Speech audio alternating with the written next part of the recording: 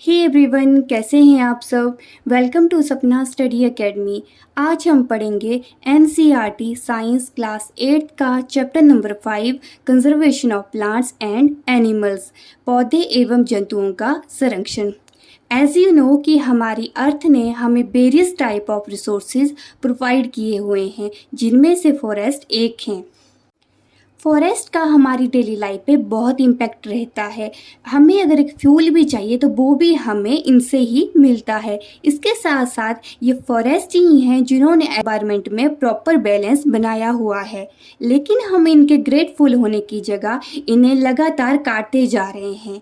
तो कटिंग और clearing of forest ही है डिफॉरेस्टेशन। हम वनों को जो काट रहे हैं उन्हें हम डिफॉरेस्टेशन कहते हैं। इनके क्या क्या रीजंस हो सकते हैं, तो जैसे हम क्या करते हैं, जो लैंड है इसे किस में यूज़ कर रहे हैं, कल्टीवेशन में यूज़ कर रहे हैं। ठीक है, हम लोग क्या कर रहे हैं, जितनी भी हमारी लैंड है उन्हें वहाँ से वनों को काट काट के हम उसे एग्रीकल्चर लैंड में कन्वर्ट कर रहे हैं। हर जगह हम क्या बना रहे हैं, हाउस बना रहे हैं, फैक्ट्रीज बना रहे हैं, या फिर हमने जो अपने घरों में फर्नीचर यूज़ करना है वो भी हमें कहाँ से मिल रहा है, फॉरेस्ट से मिल रहा है। या फिर फ्यूल के लिए भी हम लगातार वनों को काटे जा रहे हैं। ये तो थी ह्यूमन एक्टिविटीज़। इसके साथ साथ कुछ ऐसे नेचुरल एक्टिविटीज़ भी हैं, जैसे कभी क्या होता है, किसी फॉरेस्ट में आग लग जाती है या फिर कभी सूखा पड़ जाता है, तो उन सब वजह से भी डिफॉरेस्टेशन हो जाता है। अभी डिफॉरेस्टेशन तो हम लोगों ने कर दिया, लेकिन हर एक चीज़ के अपने खुद के परिणाम होते हैं। तो अब हम देखते हैं कि इस डिफॉरेस्टेशन के क्या कॉन्सिक्वेंसेस रहेंगे। अगर हम वनों को काटते हैं तो जो CO2 है, कार्बन डाइऑक्साइड है, एनवायरनमेंट में क्या हो जाएगा, एकदम से उसका जो लेवल है राइज करेगा, जिस वजह से ग्लोबल वार्मिंग पैदा होगी। इसके साथ ही जो ग्राउंड वाटर है उसका लेवल भी कम हो जाएगा। अगर जैसे CO2 इंक्रीज हो रहा है तो पॉल्यूशन भी क्या होगा, इंक्रीज होगा। हमारी सॉइल की फर्टिलिटी एकदम से डिक्रीज हो जाएगी। वैसे ही जो रेनफॉल है वो भी कम होगा, और अगर रेनफॉल नहीं होगा तो क्या हो जाएगा, अर्थ पे सूखा पड़ेगा, या फिर कभी कभी बहुत ज़्यादा मात्रा में पानी हो जाएगा, क्योंकि जो क्लाइमेटिक कंडीशंस है पूरी तरह से चेंज हो रही हैं। सूखा पड़ेगा, बाढ़ें आएगी, या फिर क्या है, डेजर्टिफिकेशन। इट मीन्स कि जब हमारी जो फर्टाइल लैंड है, अगर वहाँ से हमारे सारे के सारे फॉरेस्ट ही नहीं रहेंगे तो वो किस में कन्वर्ट हो जाएंगे, डेजर्ट में कन्वर्ट हो जाएंगे। Next term is biosphere. Biosphere एक ऐसा एरिया होता है जहाँ पे एनिमल, प्लांट, बर्ड सभी कहाँ रहते हैं, सभी साथ में रहते हैं एक ही जगह पे। ठीक है, अगर ये क्या करते हैं, एक दूसरे के लिविंग रिसोर्सेज को सपोर्ट करते हैं, और इसकी वजह से जो नेचर का बैलेंस है वो भी बना रहता है। अभी एक दूसरे को रिसोर्सेज कैसे प्रोवाइड करते हैं, जिससे क्या होगा, बायोस्फीयर में लाइन है, टाइगर है, वो किसे खाता है, डियर को खाएगा। डियर किसे खाएंगे, प्लांट्स को खाएंगे। इट मीन्स ये साइकिल बना रहता है। आगे दो टर्म्स आती हैं, flora and fauna. Flora means flower, फूल, और फोना मीन्स एनिमल। आप इसे ऐसे याद रख सकते हैं, फ्लोरा की क्या है, FLORA। FL मीन्स FL क्या डिनोट करेगा, फ्लावर, और यहाँ फोना में क्या आया हुआ है, A आया है, तो A फॉर एनिमल। ठीक है, तो फ्लोरा हो जाएगा फ्लावर, जो जितनी भी स्पीसीज होंगी फ्लावर की वो किस में कंसीडर करेंगे, फ्लोरा में, और जितनी भी एनिमल स्पीसीज हैं वो किस में कंसीडर करते हैं, फौना में। Next is endemic species.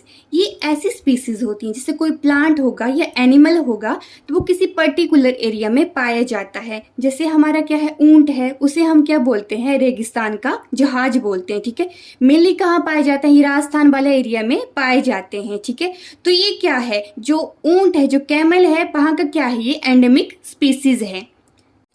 आगे है एंडेंजर्ड एनिमल्स। ठीक है, ये एक ऐसे एनिमल्स होते हैं जो धीरे धीरे जिनके नंबर्स कम होते जा रहे हैं, जैसे टाइगर हो गया, लायन हो गया, एलिफेंट है, ये क्या है, इनका धीरे धीरे ये सब कम होते जा रहे हैं। तो इस चीज़ को देखते हुए कि हमारी कंट्री से सारे के सारे टाइगर क्या हो रहे हैं, उनके नंबर डिक्रीज हो रहे हैं, तो गवर्नमेंट ने एक प्रोजेक्ट चलाया जिसका नाम है प्रोजेक्ट टाइगर। इसमें क्या किया गया था, इसमें जो मेन पॉइंट है वो है फॉर सर्वाइवल ऑफ टाइगर।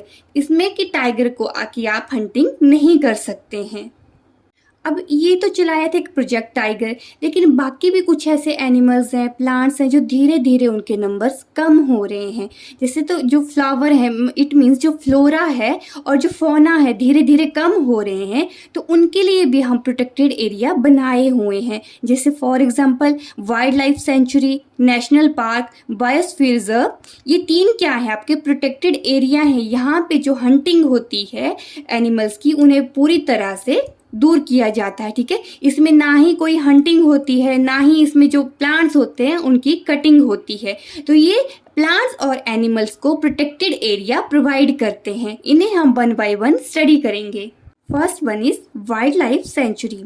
ये एक ऐसा एरिया होता है जहाँ पे जितने भी वाइल्ड एनिमल्स होते हैं उन्हें प्रोटेक्शन प्रोवाइड की जाती है। वहाँ पे उनका शिकार वगैरह नहीं हो सकता है। ठीक है, इसमें पूरी तरह से लिविंग कंडीशंस उन्हें प्रोवाइड करते हैं। जैसे जैसे आपके क्या होते हैं, फॉरेस्ट होते हैं, फॉरेस्ट में टाइगर घूम रहे हैं, तो एकदम लिविंग कंडीशन उनके पास दी होती है। अगर मैं इसके एग्जाम्पल की बात करूँ तो तमिलनाडु में एक मधुमलाई वाइल्ड लाइफ सेंचुरी है। Next is national park. National park भी सेम इसकी तरह वाइल्ड लाइफ सेंचुरी की तरह है, लेकिन इसमें क्या होता है कि पब्लिक विजिट कर सकते हैं, यहाँ पे लोग घूमने आ सकते हैं। जो सतपुरा नेशनल पार्क है वो फर्स्ट रिजर्व फॉरेस्ट है ऑफ इंडिया। ठीक है, अगर आपसे पूछे कि first reserve forest of India कौन है तो वो है सतपुरा नेशनल पार्क। लास्ट है बायोस्फीयर रिजर्व्स। लास्ट में हमने बायोडाइवर्सिटी के बारे में पढ़ा, तो जो बायोस्फीयर ड्राइव करते हैं हम वो बायोडाइवर्सिटी से ही हमें मिला है। ठीक है, बायोडाइवर्सिटी में हमने क्या देखा था कि प्लांट्स एनिमल्स सब क्या रह रहे हैं, साथ रह रहे हैं। वैसे ही बायोस्फीयर में भी क्या होता है, एकदम लार्ज एरिया में, लार्ज प्रोटेक्शन एरिया में क्या होगा, सभी वाइल्ड एनिमल्स होंगे, प्लांट्स होंगे, एनिमल सोर्सेज होंगे और साथ में ट्राइबल ग्रुप्स, इट मीन्स जो आदिवासी लोग होते हैं वो भी बायोस्फीयर रिजर्व में रहते हैं। अभी हमारे माइंड में क्वेश्चन आता है कि जो ट्राइबल ग्रुप है वो कैसे वहाँ पे सरवाइव कर सकते हैं। तो ये जैसे आप उन वनों में रहते हैं, फॉरेस्ट में रहते हैं, तो उस वजह से ये एनिमल्स के वेल नोन हो जाते हैं। नीलगिरी बायोस्फीयर रिजर्व जो साउथ इंडिया में है वो इसका एग्जाम्पल है। ठीक है, साउथ इंडिया में कहाँ पे है, तमिलनाडु, केरला, कर्नाटका, इन 3 स्टेट्स के अक्रॉस क्या है, नीलगिरी बायोस्फीयर रिजर्व। नेक्स्ट है रेड डेटा बुक। अब ये कैसी बुक है, एक इस तरह की बुक है जिसमें जितने भी एंडेंजर्ड स्पीसीज हैं, मतलब जो धीरे धीरे कम हो रहे हैं जिनके नंबर, उन सब का रिकॉर्ड बनाया जाता है। और ये किससे मेंटेन होती है, IUCN, International Union for Conservation of Nature and Natural Resources. Migration, as you know कि हमारी अर्थ पे बहुत तरह के क्लाइमेटिक चेंजेस होते रहते हैं। कभी कभी क्या होगा, बहुत ज़्यादा ठंड होगी, कभी कभी बहुत ज़्यादा गर्मी होगी। तो कभी किसी एरिया में अगर बहुत ज़्यादा ठंड हो जाती है तो जितने भी आपके स्पीसीज़ हैं वो क्या करते हैं, ठंडी जगह से गर्म जगह की तरफ चले जाते हैं। ठीक है, तो जो आपके बर्ड्स एक जगह से दूसरी जगह जा रहे हैं उन्हें हम क्या कहते हैं, माइग्रेटरी बर्ड्स। और इनका जो मेन पॉइंट होता है एक जगह से दूसरी जगह मूवमेंट करना, वो है ब्रीडिंग के लिए। Recycling of paper. अभी मैंने इस पेज पे लिखा हुआ है, तो रिसाइकलिंग का क्या मीनिंग है कि ये पेज फिर से क्या हो जाएगा, एकदम से प्लेन हो जाएगा। जितना भी लिखा हुआ है ये सारा का सारा क्या हो जाएगा, मिट जाएगा। हम इसे दोबारा से यूज में ला सकते हैं। अगर हमने 1 टन पेपर बनाना है तो उसके लिए हम 17 फुली ग्रोन ट्रीज को काटते हैं। ठीक है, 1 टन पेपर बनाने के लिए हम कितने ट्रीज का यूज करते हैं, 17। ठीक है, ये बहुत ज्यादा इनका मात्रा है। इसके साथ ही जो हमारा पेपर है उसे बार बार हमें रीयूज करना चाहिए, इनका रिसाइकिल करना चाहिए। और जो एक पेपर है उसे हम 3 to 7 टाइम रिसाइकिल कर सकते हैं। तो इसके क्या क्या यूज होंगे, जो हम पेपर को रीयूज रिसाइकिल कर रहे हैं तो इनके क्या क्या यूजेस होते हैं। जैसे इस वजह से फर्स्ट थिंग क्या हो जाएगा, जो हमारे ट्रीज हैं उनका हम सेव कर सकते हैं। इसके साथ ही जो हमारी एनर्जी है, जो वाटर है, वो भी सेव हो सकते हैं। सेकेंड पॉइंट है कि जैसे हम किसी पेपर का मैन्युफैक्चर कर रहे हैं तो क्या हो जाता है, कुछ हार्मफुल केमिकल्स रिलीज होंगे। जितने कम से कम हम पेपर बनाएंगे उतने ही कम हमारे क्या होंगे, हार्मफुल केमिकल्स रिलीज होंगे। उस वजह से हम पॉल्यूशन को भी प्रिवेंट कर सकते हैं।